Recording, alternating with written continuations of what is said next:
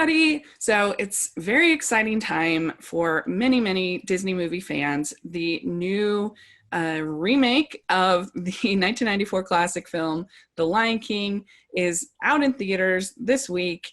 You'll have seen my review. You know what I thought of it, but I thought it'd be really fun to have a conversation about the remake.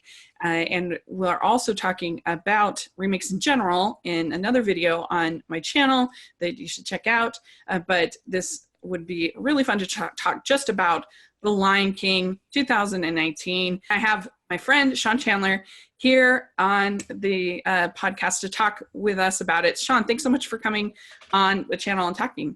Thanks so much for having me. If you guys don't know, also over on my channel, I had Rachel on so we could talk about all 4 Lion King films. That's up right now as well if you want to check that out. But thank you much for having me. It'll be interesting to see the response that people have to this Lion King remake, and if people like it or if it's too similar. It'll just be interesting to see what we kind of know now what the critics and what the early people. It'll be interesting to see what the populace as whole kind of thinks. Yeah. So I maybe a little bit of interesting direction. So I know me and you have different takes on the new Lion King, and I don't think we would even disagree terribly on our observations about the film, just kind of our experience watching it. I would agree with probably everything you'd say about it. So you were a lot more negative on it than I was.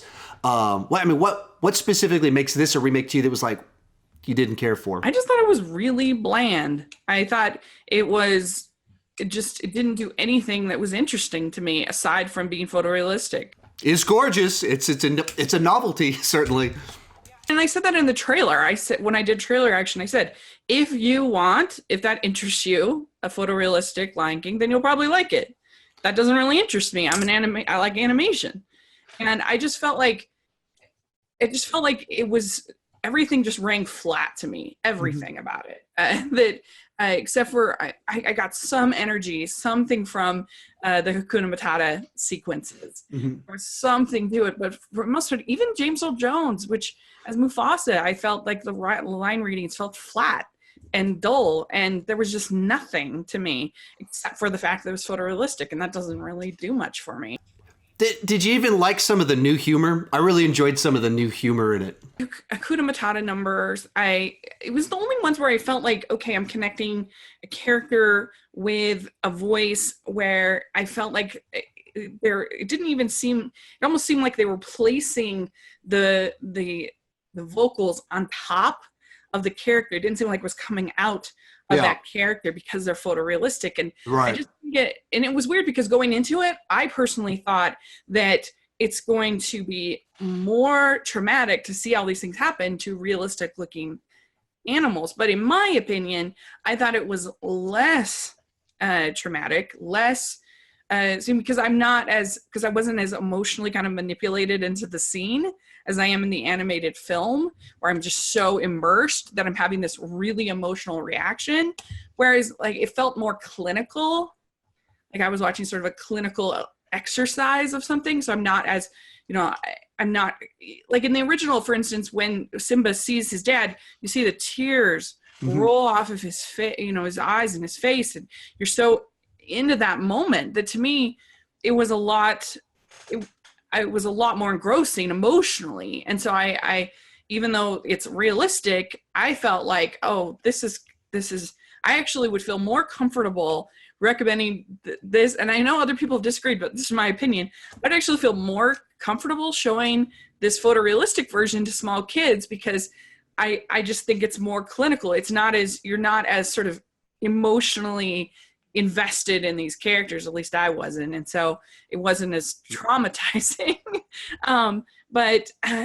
It just did nothing for me. I just thought it was super bland. One observation I had in my review, it kind of felt to me while I was watching it that it was kind of like a Disney nature film, except instead of voiceover, they just moved their mouths to make the words come out of it. It had the same kind of vibe of like, because I know animals can't do any of this stuff, so it's like, oh, they're constructing a narrative with animals.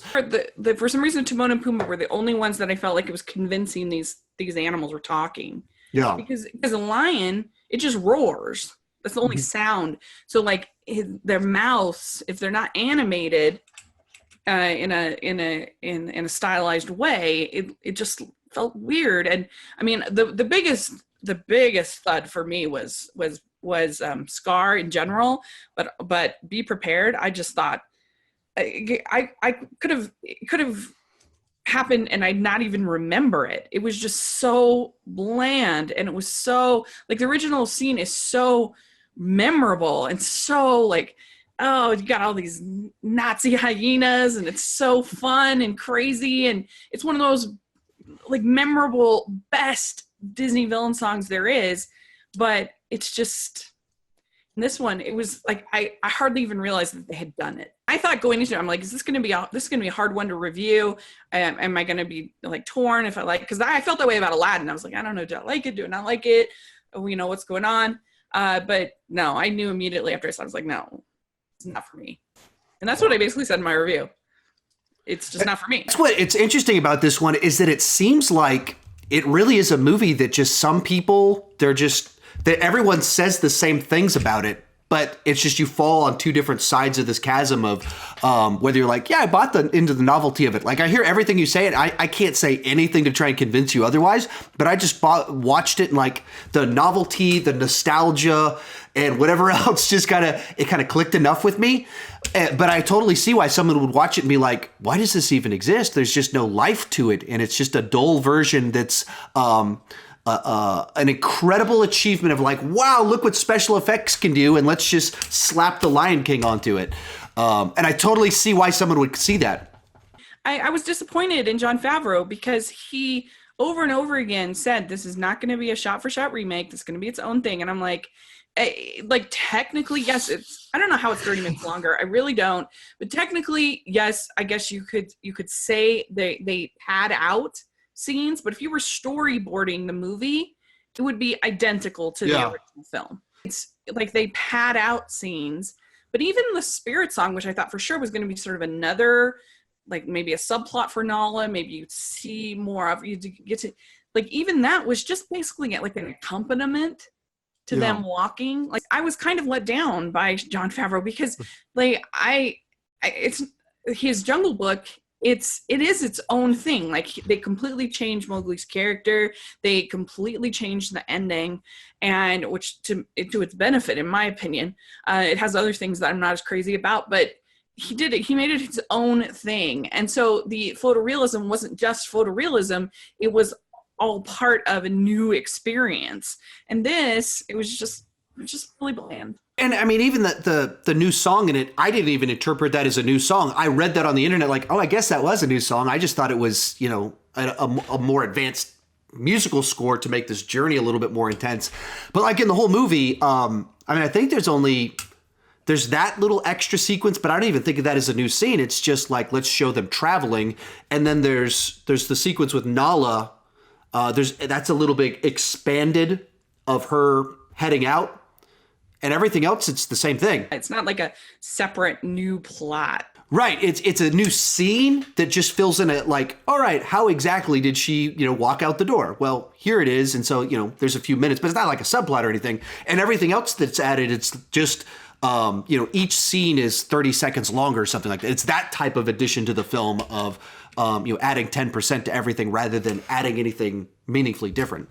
Knowing that Simba's fur made it through a dung beetle to get to Rafiki, that doesn't add anything to me as far as the story. Like that doesn't do anything for me. And so I don't know. It was weird. It was a very weird experience, and it wasn't my favorite. So let us know in the comment section what you thought of this Lion King remake. Did it bother you? Did you think it was bland? But did you really like it? Did it really inspire you? Did you think it brought something new to the table? What is your thoughts? Let us know in the comment section or on Twitter. Let's have a conversation. Nobody's wrong about this. It's all in fun. So let's have a great conversation about it. And Sean, how can people find you? You can find me on YouTube at Sean Chandler Talks About, or on Instagram at Sean Talks. And I try to be as active as I possibly can. And if you actually want to interact with me, I'm most active with being able to respond to people on Instagram. And all of that will be in the description section, so make sure that you follow Sean and all of his great content. And you can find me at Rachel's Reviews, all of our social media, iTunes, YouTube. So check that out, and at the Hallmarkies podcast. So thanks again, Sean. I really appreciate it. And we will have to talk again soon. Bye.